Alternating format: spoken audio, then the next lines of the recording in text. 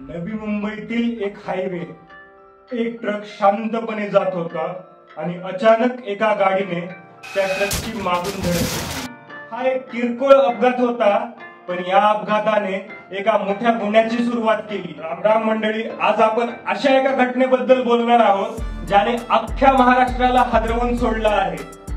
एका बनावट IAS अधिकाऱ्याच्या कुटुंबाने एका निष्पाप ट्रक क्लीनरचे अपहरण का केले?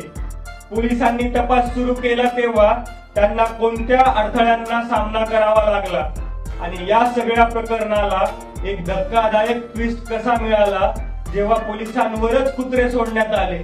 आजच्या व्हिडिओमध्ये आपण या थरारक घटनेची संपूर्ण कहाणी अगदी सुरुवातीपासून शेवटपर्यंत तपशीलवार पाहणार आहोत, त्यामुळे व्हिडिओ संपूर्ण बघा। या घटनेची सुरुवात नवी मुंबईतील एका महामार्गावर झाली। एक ट्रक शांतपणे जात असताना अचानक एका गाडीने त्या ट्रकची मागून धडक घेतली। हा एक किरकोळ अपघात होता, पण या अपघाताने एका मोठ्या गुन्ह्याची सुरुवात केली। गाडीतील 2 लोकांनी ट्रक क्लीनर प्रल्हाद कुमारला जबरदस्तीने त्यांच्या गाडीत बसवले। प्रल्हाद कुमारला काही समजण्याआधीच त्याला धमकावून पुण्याच्या दिशेने नेले। प्रश्न असा आहे की केवळ एका किरकोळ अपघातासाठी एवढी मोठी गुंडगिरी का? आणि इथेच या कथेला एक नवीन मोड मिळतो। अपहरणाची तक्रार दाखल झाली आणि पोलिसांनी तपास सुरू केला, पण पोलिसांसाठी हा तपास सोपा नव्हता। त्यांना ज्या अडचणी आल्या त्या ऐकून तुम्हाला धक्का बसेल। कुमारने अपहरण झालेल्या गाडीचा नंबर पोलिसांना दिला होता। या नंबरच्या आधारावर पोलिसांनी तांत्रिक तपास सुरू केला आणि त्यांना पुण्यातील एका बंगल्याचा पत्ता मिळाला। हा बंगला एका प्रतिष्ठित कुटुंबाचा होता जे स्वतःला उच्च अधिकारी समजायचे।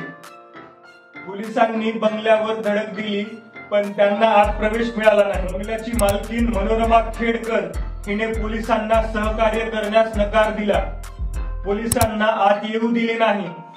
पोलिसांनी दार उघडण्यास सांगितले असता मनोरमाने पोलिसांवर कुत्रे सोडले।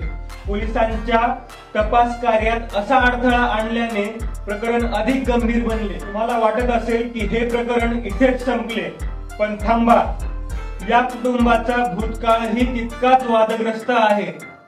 मनोरमा खेडकर यांच्यावर याआधीही अनेक गुन्हे दाखल झालेले आहेत। त्यांच्यावर एका शेतकऱ्याला पिस्तूल दाखवल्याचा आणि अधिकाऱ्यांशी हुज्जत घातल्याचे आरोप आहेत। हे सर्व पाहता हे कुटुंब केवळ सध्याच्या काळात चर्चेत नव्हे तर भूतकाळातही कायद्याला जुमानत नव्हते। या प्रकरणात पोलिसांनी अखेर खेडकर कुटुंबावर 3 महत्त्वाचे गुन्हे दाखल केले। पहिला गुन्हा अपहरणाचा, निष्पाप व्यक्तीचे अपहरण केल्याबद्दल। दुसरा गुन्हा सरकारी कामात अडथळा आणल्याचा, पोलिसांना त्यांचे काम करण्यापासून रोखल्याबद्दल। तिसरा गुन्हा आरोपीला मदत करणे, म्हणजेच मनोरमा खेडकर यांनी स्वतःच्या पतीला दिलीप खेडकर यांना फरार होण्यास मदत केल्याबद्दल। मंडळी, एका किरकोळ अपघातापासून सुरू झालेले हे प्रकरण अपहरणापासून सरकारी कामात अडथळा आणण्यापर्यंत आणि भूतकाळातील गुन्हेगारीपर्यंत पोहोचले। यामुळेच कायदा सर्वांसाठी समान आहे हे पुन्हा एकदा सिद्ध झाले आहे। या प्रकरणावर तुमचं काय मत आहे हे आम्हाला कमेंट्स मध्ये नक्की सांगा। व्हिडिओ आवडला असल्यास लाईक करा, शेअर करा आणि अशाच आणखी माहितीपूर्ण व्हिडिओसाठी आपल्या चॅनलला सबस्क्राईब करायला विसरू नका। पुन्हा एकदा नवीन व्हिडिओ मध्ये, तोपर्यंत जय हिंद, जय महाराष्ट्र, धन्यवाद।